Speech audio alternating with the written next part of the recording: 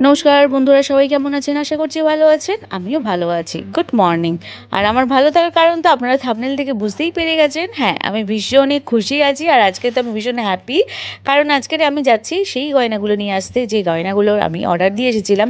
তবে আগেই পেয়ে যেতাম, কিন্তু এখন হাতে পাইনি। আপনাদের আগের ব্লগে বলেই দিয়েছিলাম যে আমার একটু সাইজে ছোট বানিয়েছিল, যার জন্য ওটাকে আমার রিপ্লেস করতে দিয়ে এসেছি। তো আজকের ওটা ফাইনালি আমি হাতে পাবো। তো ভাইকে বললাম যে ভাই তুই একটু চল, প্রচণ্ড রোদ্দুর, আমাকে একটু নিয়ে চল। ওখান থেকে দিদিই যাবে আমার সাথে। দিদি ওগুলো সমস্ত কিছু বানাতে দিয়েছিল, আমি শুধু জাস্ট মানে টাকাটাই দিচ্ছি, বাদবাকি যা কাজ করেছে দিদিই করেছে। তো দিদিকে নিয়ে যেতে হবে। তো ভাই আমাকে আর দিদিকে নিয়ে গয়নার দোকানে দিয়ে তারপরে ওখান থেকে ভাইকে বাড়ি পাঠিয়ে দেবো, কারণ ওখানে গেলে প্রচণ্ড দেরি হয় আর দোকানটায় এত পরিমাণে ভিড় হয়, যার জন্য ভাইকে আটকে রাখার কোনো মানেই হয় না। তো চলুন ভাইয়ের সঙ্গে যাওয়া যাক। আর গয়নাগুলো আপনারা দেখে অবশ্যই কমেন্ট করবেন যে কেমন হয়েছে। আর সবথেকে বড় কথা কি বলুন তো, খুশি। কারণ মানে এই খুশিটা একটা আলাদা খুশি যে নিজের টাকায় আমি গয়না পরছি, যার জন্য এটা একটু বেশি আমি খুশি হয়েছি যে কারোর কাছ থেকে টাকা নিয়ে আমি গয়না করিনি, নিজের টাকায়, আমি নিজের ইনকামের টাকায় গয়না করেছি, যার জন্য আরও বেশি ভালো লাগছে। আর এই মোমেন্টটা এত জোরে ভাই বাইক চালাচ্ছে, আমার ভীষণ ভয় লাগছিলো। ভাইকে বলছিলাম ভাই একটু আস্তে বাইক চালা, নাহলে আমি মরে যাবো। দিদি তাড়া দিয়ে দিয়ে আমাদের শেষ করে দিল, আর এখন নিজেই আসছে না। ওই যে ছুটে ছুটে ম্যাডাম যাচ্ছেন, বাড়িতে ব্যাগ নিয়ে আসছে, কার বাড়িতে গিয়েছিল। আমি আর ভাই ওয়েট করছি। ভাই চশমাটা নিয়ে ভালো হতো না? হ্যাঁ, মানে রোদ্দুর নেই কিন্তু রোদ্রের একটা তেজ রয়েছে। আমার তো হোলির দিনকে ভাইয়ের আর আমার দুজনেরই মানে আরে চশমাটা লাগালো, ও ধাক্কা মারলো, হ্যাঁ পড়লো, ব্যাস। আমাকে তো মাথাতে এসে এমন ধাক্কা দিল, পড়লো, ব্যাস হয়ে গেছে। এই যে ফাইনালি আমরা পৌঁছে গেছি গয়নার দোকানে, আর এখানে দিদি আর আমি দুজনেই ওয়েট করছি। একটু ভিড় আছে দোকানে, ফাঁকা হলে তারপরে আমরা কথাবার্তা বলবো। আর ওদিকে ভাই আমাদের দিয়ে চলে গেছে, কারণ ভাইকে আটকে রাখার কোনো মানে হয় না।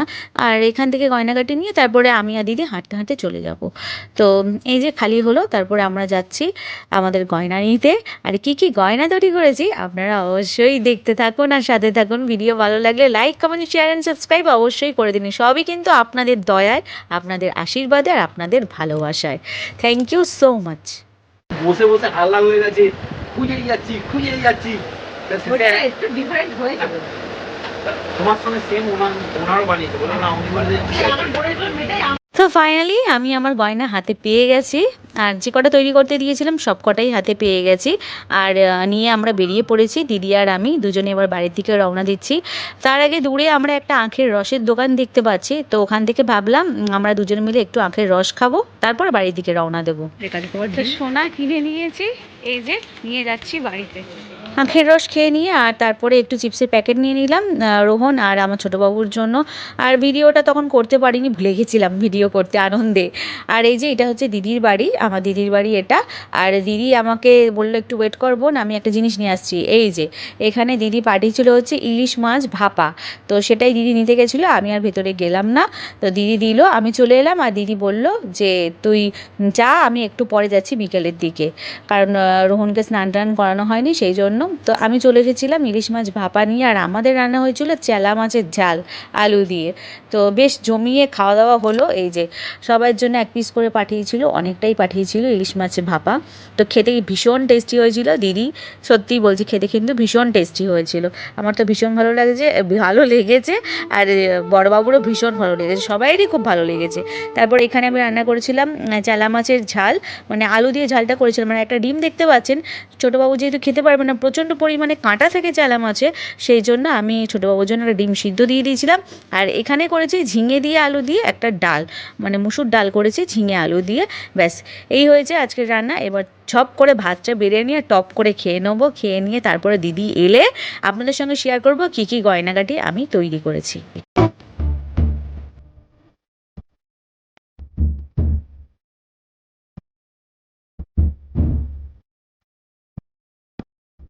খাওয়া দাওয়া আমাদের কমপ্লিট হয়ে গেছে, আর দিদিও চলে এসেছে। আর দিদিকে বলছি তুই দেখা, আমি ভিডিওটা করছি, কারণ দিদি ক্যামেরাটা হয়তো হ্যান্ডেল করতে পারবে না, ওই জন্য বললাম তুই তৈরি করেছিস, তুই দেখা, আমি ক্যামেরা করছি, আর তুই সবাইকে বল। তবে কিছুটা ভয়েস দিয়েছি, কিছুটা ওর ভয়েসে বলেছে, কারণ বাচ্চাগুলো এত ডিস্টার্ব করছিল না যে কি বলবো। এই যে কানেরটা দেখছেন, এই কানেরটা 2 গ্রাম 200 আছে, 200 মিলি। এটা সবসময় রাফ ইউজ করার জন্য। একটা কিরকম হয়েছে, এরকম থাকবে। দাঁড়ান একটু ইয়ে করে দেখে, ফার্স্ট নিচ্ছে না, এটা রাফ ইউজের জন্য। ডিজাইনটা দেখে দিই, ডিজাইনটা দেখাই। ডিজাইনটা এরকম নিয়েছি, এর মধ্যে একটা ঝুড়িও ছিল, তো ঝুড়িটা কেটে পড়ে যাবে সেই কারণে ঝুড়িটা নিইনি। তো এইরকম একটা ডিজাইনে নিয়েছি আমি। এই যে কেমন হয়েছে অবশ্যই কমেন্ট করে জানাবেন। এই দুটো পেয়ার রয়েছে এর মধ্যে, এটা। আর এটার প্রাইস কত পড়েছে দিদি? প্রায় ওই তো 2 গ্রাম 200 মিলি আজকে সোনার দর অনুযায়ী। হ্যাঁ, আজকে সোনার দর কত করে যাচ্ছে? 54,500। 54,500 করে 2 গ্রাম 200 মিলি আছে। এবার আপনারা এটা হিসাব করে নেবেন, প্রায় ধরুন 12,000 টাকার মতন, তাই না? 12,000 টাকার মতন প্রায় কানেরটা পড়েছে।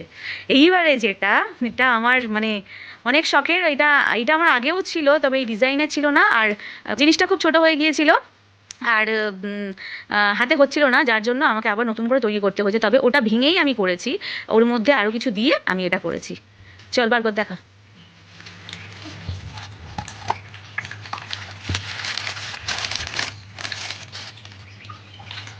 এই যে এই নোয়াটা আমি তৈরি করেছি, আর এটাও প্রায় এরকম 14,000 টাকার মতন পড়েছে। বল, এটা প্রায় 14,000 টাকার মতন পড়েছে একটা। হ্যাঁ, এই সেম ডিজাইন আমার। হ্যাঁ, দিদির হাতে রয়েছে এরকম সেম ডিজাইনের, আমিও করেছি। এটা রাফ ইউজের জন্য, কিন্তু পরে আবার ব্রেসলেট নেওয়ারও শখ আছে, কিন্তু আস্তে আস্তে। হ্যাঁ, এই নোয়াটা আমার ভীষণ শখের ছিল, কারণ আমার দিদি যখন ফার্স্ট তৈরি করেছিল দিদি আগের নোয়াটা ভেঙে, তখন আমিও বলেছিলাম দিদি তোর মতন আমিও করব। এই ডিজাইনটা আমার ভীষণ ভালো লেগেছিলো, তো ফাইনালি করেই ফেলেছি, সবই আপনাদের জন্য। আর এই যে এই কানেরটা হচ্ছে না, আমার ঝোলা মতন ছিল চেনটা এতবার কেটে যাচ্ছিল, ওই চেনটা ভাঙিয়ে আমি দুটো পিছন দিকে ডাব খালি তৈরি করে নিয়েছি, আর ওই চেনটা দিয়ে এই ডাব দুটো তৈরি করেছি, যার জন্য একটু খরচাটা কম পড়েছিল, 900 টাকার মধ্যে হয়ে গিয়েছিল। তো এই 3টে গয়নাই আমার তৈরি করতে দেওয়া ছিল, এই 3টে গয়না আমি তৈরি করলাম। আর এবার দিদিকে বলছি, দিদি তুই এবার আমাকে গয়নাগুলো পরিয়ে দে একে একে, কারণ নতুন গয়না ফেলে রাখার কোনোই মানে হয় না, তো পরে নিলে বেশি আনন্দ পাবো, আর আপনাদের সামনে পড়লে তো আরও বেশি আনন্দ পাবো।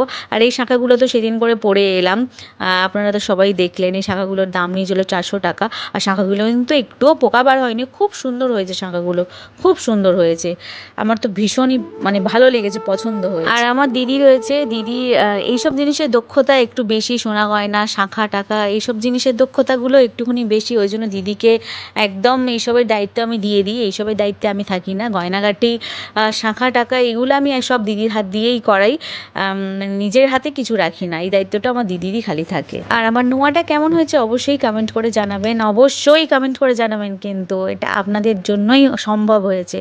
আর কমেন্ট করতে কিন্তু কেউ ভুলবেন না। এবারে দিদিকে বললাম যে দিদি এবার ইয়াররিংসটাও আমাকে পরিয়ে দে, কারণ আমি ওই গোল গোল ইয়াররিংসগুলো পরেছিলাম, তো ওটাকে খুলে এবার পার্মানেন্টলি এটাই আমি পরে থাকবো বাড়িতে সবসময়। আর গোল ইয়াররিংস যেটা আমি দেখালাম বেলকুড়ির মতন, ওটা তো আমাকে সেদিনকারই দিয়ে দিয়েছিল, যেহেতু ওটা ছোট্ট কাজ ছিল, হয়ে গিয়েছিল। আর এগুলো আজকে হাতে পেলাম, তো এগুলো পরে নিই, ফুল কমপ্লিট করে নিয়ে আসছি।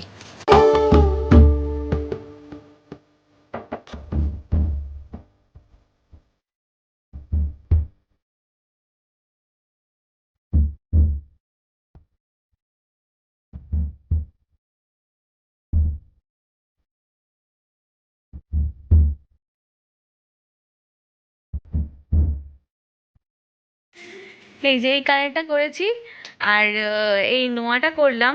এরপরে আস্তে আস্তে তোমরা আশীর্বাদ করলে আমি আরও অনেক কিছুই পরবো, বলছি করে নেব, কারণ সোনা গয়না অনেক দিন আমি নিজে করিনি, আর এটা নিজের পয়সায় করা, নিজের টাকায় করা, এটার থেকে আনন্দ আর কি হতে পারে। আমি কিছু নিজে ইনকাম করে করতে পেরেছি, এটাই হচ্ছে সব থেকে বড় আনন্দের বিষয়।